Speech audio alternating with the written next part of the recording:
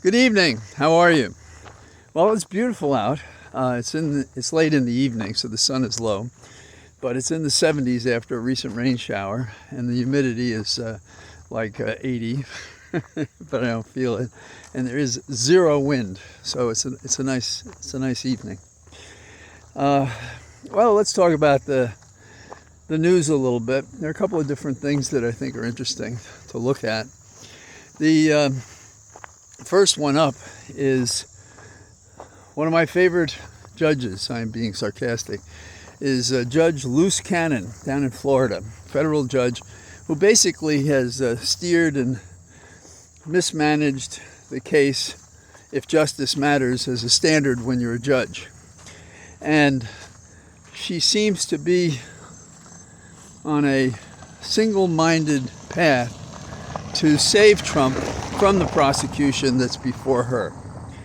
And you may recall that her most recent decision was to throw out the case because she decided that the prosecutor, Jack Smith, was not authorized properly to do this. Jack Smith filed a brief today, one day early,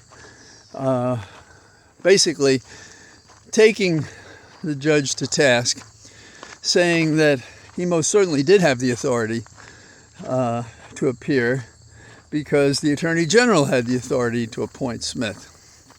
And Cannon ignored decades of precedents. I know for the Supreme Court this has become a standard of care to protect Trump and his goons, but there it is. And Cannon therefore shut down, and I think only for a short period of time, but that is one of the objectives, delay. And she has shut down, though, what many say is the worst case, or the best case, depending on how you want to put it, against Trump. You know, he's not supposed to have something, he has it, and then he's made statements about it, showing that he knows it. He moved it around, so he obstructed justice, and so forth. This is a very sad state of affairs in the United States. When you have a judge like that on the bench, you have an attorney general that doesn't kick her in the hindquarters in a metaphorical and legal sense, and people are deferring the trial to a later time. And because of this case, it forces us to collapse the experience we've had over a lifetime, or what you've read if you didn't live through some of these things, in this way. This is not new. There are at least two laws in America. You and I, we get the one that we have to work our tails off to justify what we did, or to get the things that we should be enabled to get with more alacrity and equity. But we don't. But then there's the other group, and they're up in the clouds like the gods of the myths of yore. And they, you don't dare touch them. Why? Because they'll crush you like a bug. They have the power to push you back, to destroy your life, to make you a non-person in whatever it is you do. And a lot of people let themselves open to that because just like the mob does it, you give people considerations and then they get used to it and they want it and they don't want to give it up. I don't want to give up that congressional seat. I don't want to give up that cabinet post. I don't want to give up the opportunity someday to be a member of Congress. I want to be a judge in the Court of Appeals. I'm sure that's never crossed Judge Luce Cannon's mind. What do you think? So, what is going to happen? I think she's going to be overruled. I think, in addition, he who would be an attorney general but is not, Garland, will probably say, we'll deal with it after the election.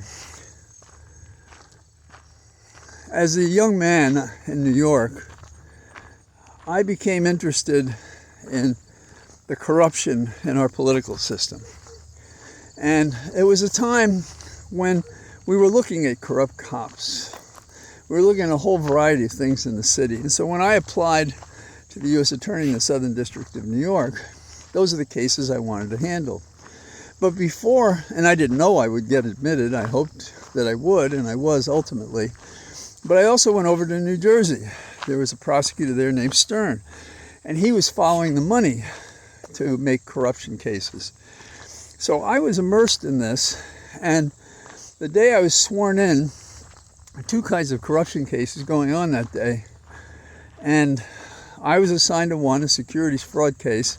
It's going to take 5 weeks, and they were literally choosing the jury while I was being sworn in and assigned to the criminal division by Paul Curran.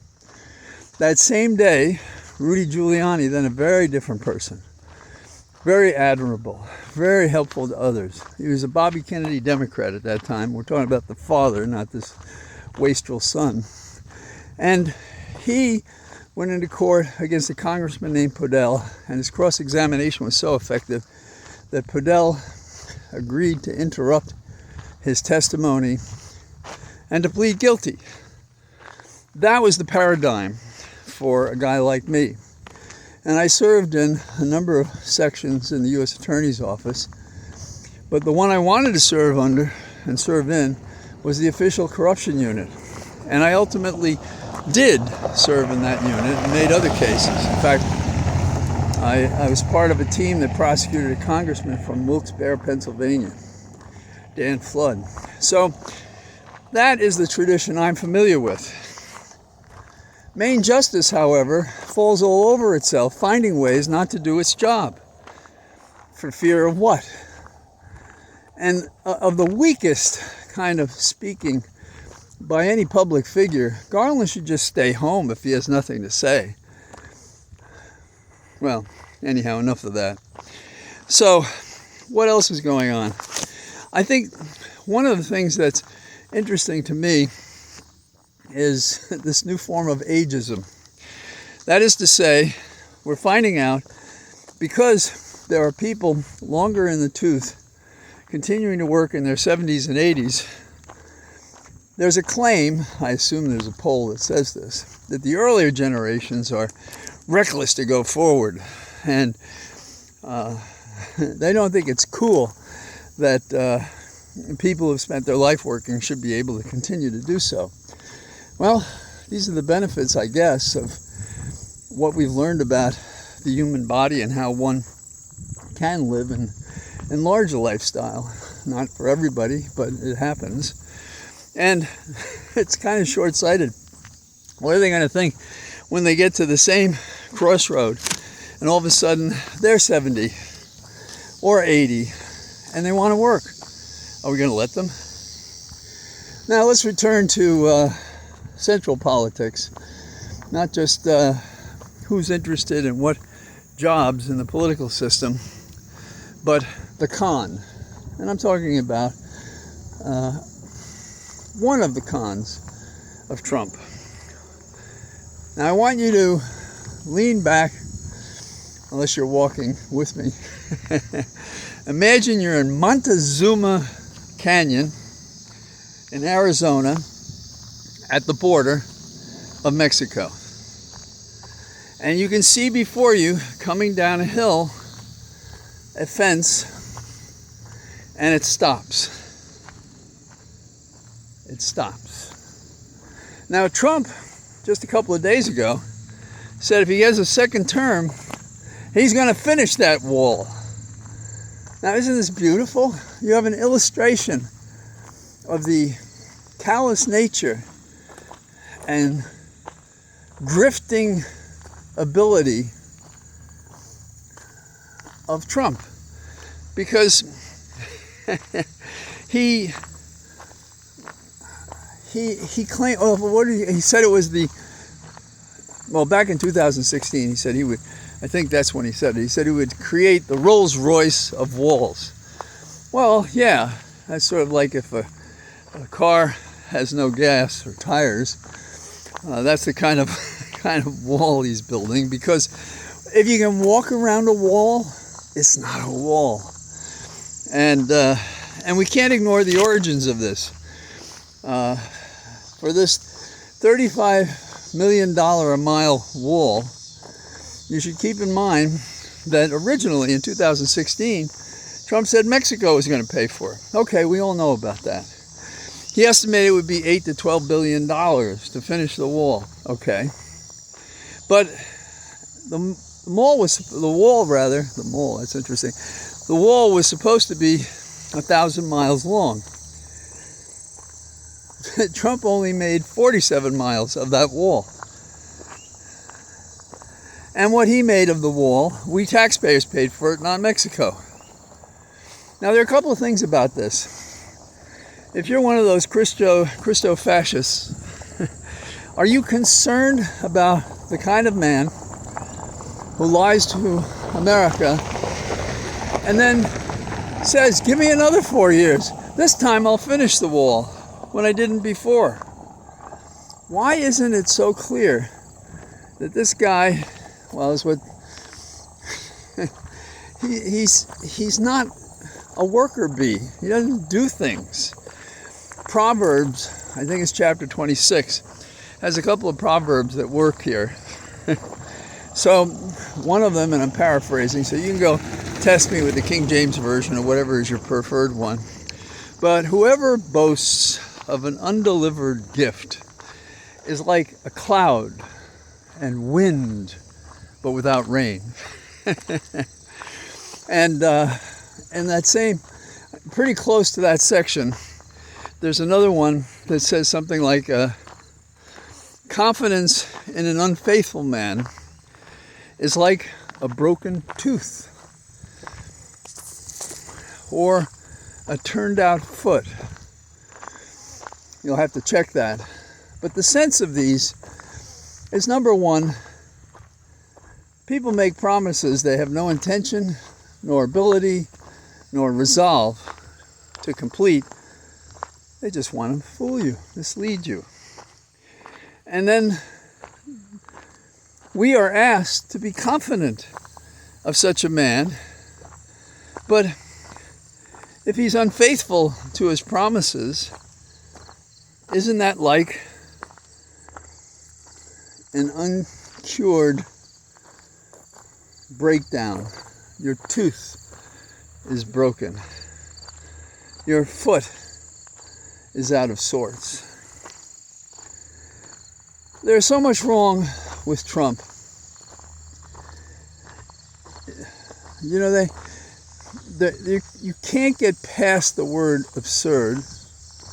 You can't get past notions of delusion.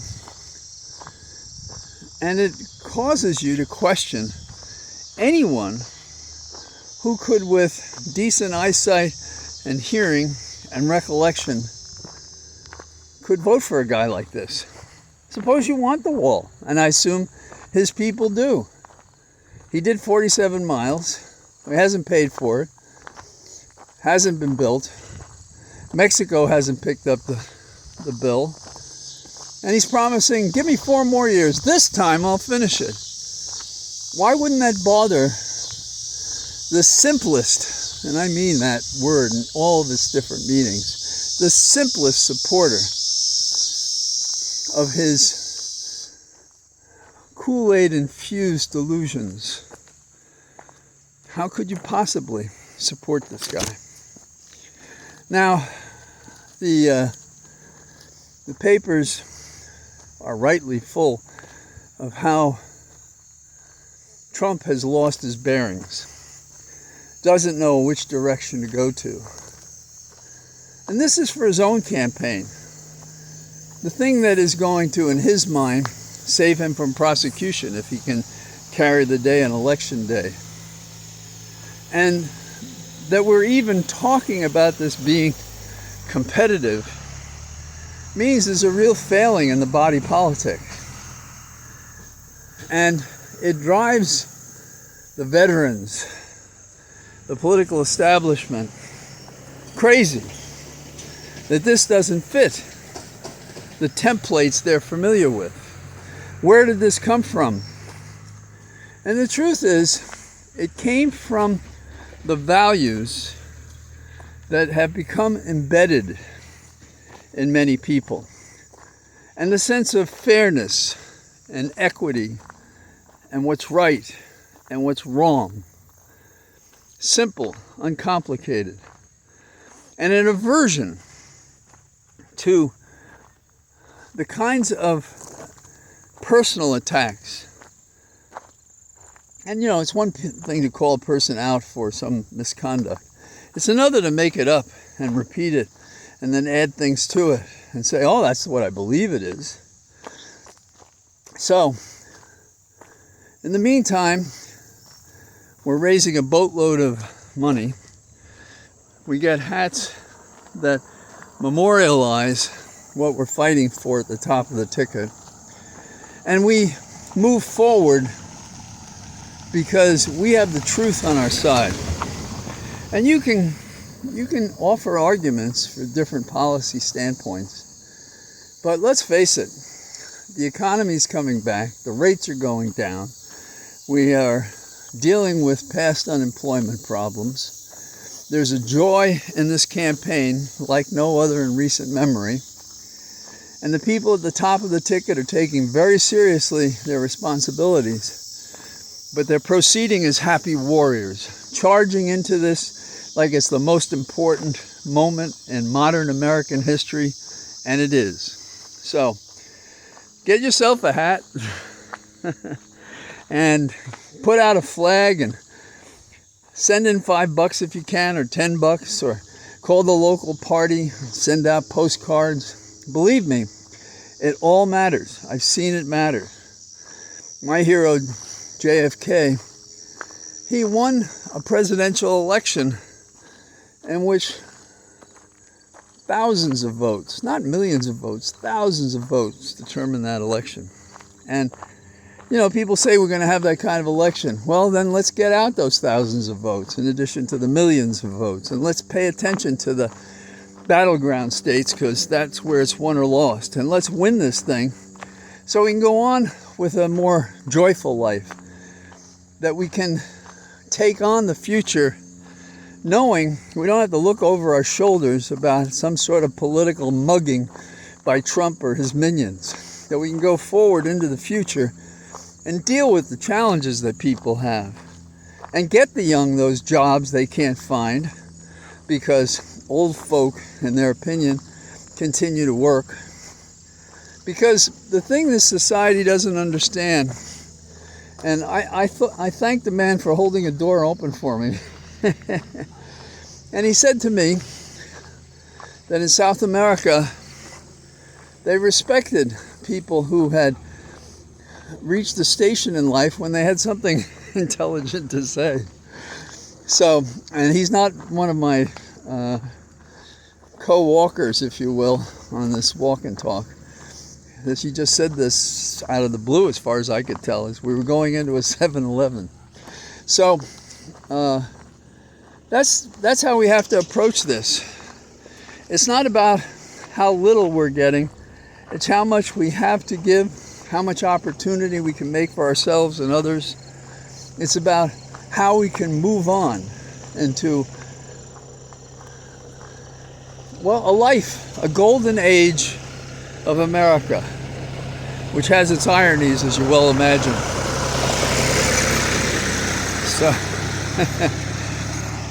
So I'm going to say goodbye to you today, and with any luck, I'll be out again tomorrow, and we'll see what's happening in America.